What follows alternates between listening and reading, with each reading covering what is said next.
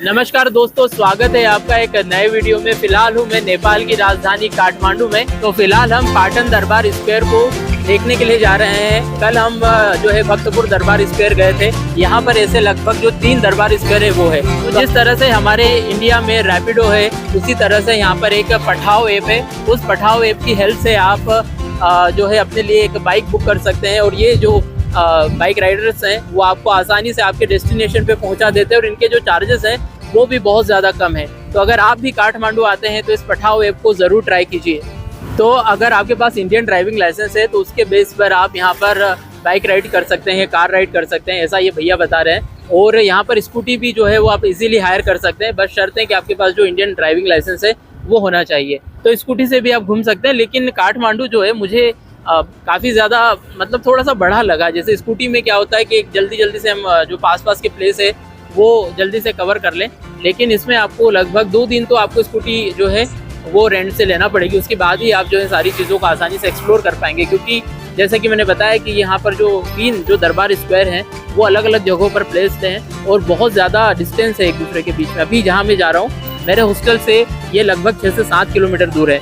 तो आप भी चाहें तो आप स्कूटी रेंट कर सकते हैं और स्कूटी रेंट करके भी यहाँ पे जो सारी चीज़ें हैं उनको एक्सप्लोर कर सकते हैं। तो दोस्तों, भूख लग रही थी, कुछ खाने के बाद, पेट पूजा करने के बाद अब मैं पाटन दरबार स्क्वायर जो है वो आ गया हूँ। आप देख सकते हैं इस तरफ ये जो पाटन दरबार स्क्वायर जो है वो है। तो जो पठाओ ऐप वाले जो भैया थे उन्होंने मुझे उस तरफ छोड़ दिया था और वहाँ पर मैं कुछ खाकर आ गया था।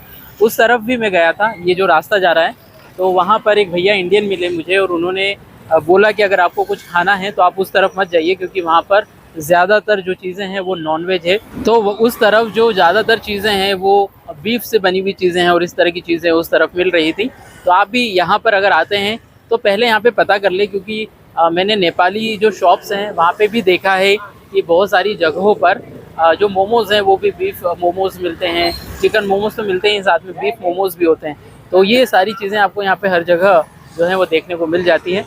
तो पहले आप थोड़ा सा पता कर ले, एक्सप्लोर कर ले कि वहाँ पर क्या क्या चीज़ें हैं, और फिर अगर आप खा लेंगे उसके बाद अगर आप सोचेंगे कि यहाँ पे नहीं खाना चाहिए था तो शायद वो गलत होगा। तो पठान दरबार स्क्वायर जो है वहाँ पर आज मैं आया हूँ। इस दरबार स्क्वायर को आज एक्सप्लोर करेंगे और इस तरह के यहाँ पर 3 दरबार स्क्वायर है और अभी अंदर चलकर देखते हैं कि अंदर क्या क्या चीज़ें हैं।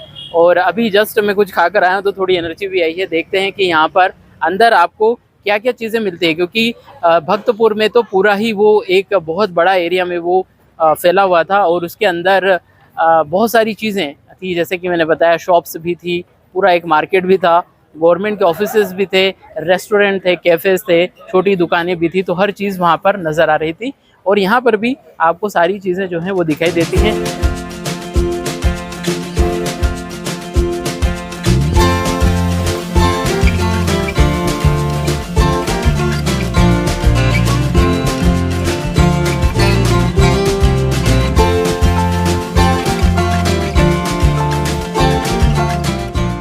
तो पाटन दरबार स्क्वायर के अंदर ही घूम रहा हूँ मैं और काफ़ी ज़्यादा हिस्टोरिकल प्लेस है ये। तो यहाँ पर नेपाल में जो हिस्ट्री है नेपाल की, आप अगर आप उसके बारे में जानेंगे तो यहाँ पर पहले जो मल्ला राजा हुआ करते थे उन्हीं के द्वारा जो है इन सब चीज़ों का जो निर्माण है वो कराया गया। और इस जगह का जो इतिहास है वो अपने आप में बहुत ज़्यादा पुराना है। कुछ लोगों की माने तो ये जो जगह है वो 2000 साल से भी ज़्यादा पुरानी है। इतनी ज़्यादा ये पुरानी जगह है और मल्ला जो राजा थे उन्हीं के शासनकाल में इन सारी चीज़ों का जो निर्माण है वो कराया गया था।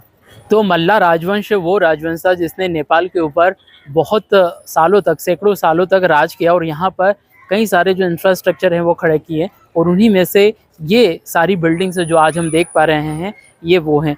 तो इसी तरह के जो महल है ये मल्ला राजवंश के राजाओं के द्वारा इन सभी महलों का निर्माण कराया गया।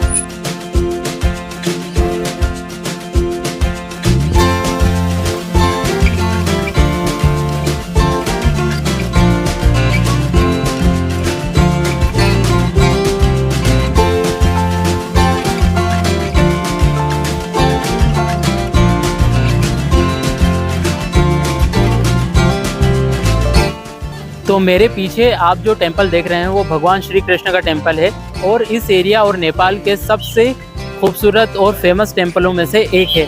इस टेम्पल की जो हिस्ट्री है वो ये है कि ये जो टेम्पल है वो एक ही शिला के ऊपर बना हुआ है, एक ही पत्थर से पूरे टेम्पल को बनाया गया है, कोई ज्वाइंट नहीं है।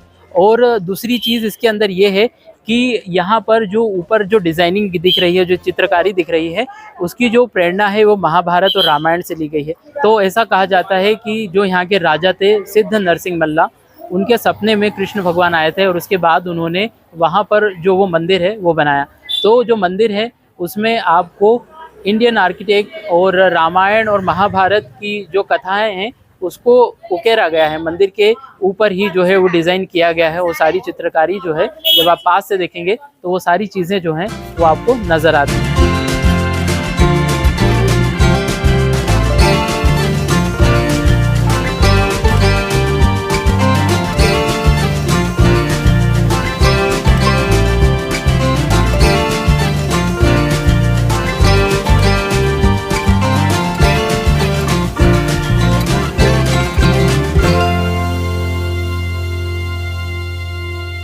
तो यहाँ पर ये जो हिस्सा है पाटन दरबार स्क्वायर का, ये थोड़े यहाँ पर जो रास्ते हैं वो सकरे हैं, मेन सिटी के अंदर है, इसलिए गाड़ियाँ जो हैं वो आती जाती रहती है।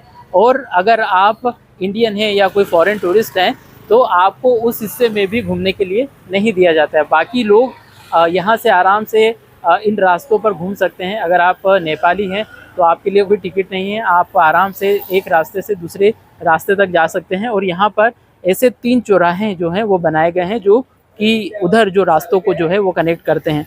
तो पहले जब मैं यहाँ घूम रहा था तो मुझे भी कुछ समझ नहीं आया कि यहाँ पर घूमने के लिए टिकट लेना पड़ता है। मैं वैसे ही घुस गया था, एंट्री करी मैंने और मैं वीडियोस बनाने लगा। तब एक अंकल आए और उन्होंने बताया कि अगर आप नेपाली नहीं हैं, इंडियन है, तो आपको यहाँ पर घूमने के लिए भी, अगर आप घूमना चाह रहे हैं उसके लिए भी आपको टिकट लेना पड़ेगा।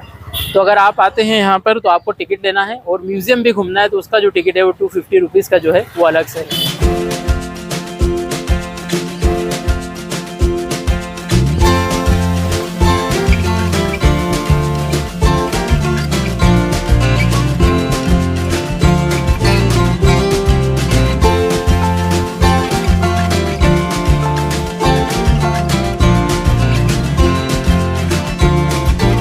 तो ठीक है दोस्तों, पाटन दरबार स्क्वायर के इस वीडियो को करते हैं यहीं पे ख़त्म। अगर आपको ये वीडियो पसंद आया है तो इस वीडियो को लाइक ज़रूर कीजिएगा। धन्यवाद।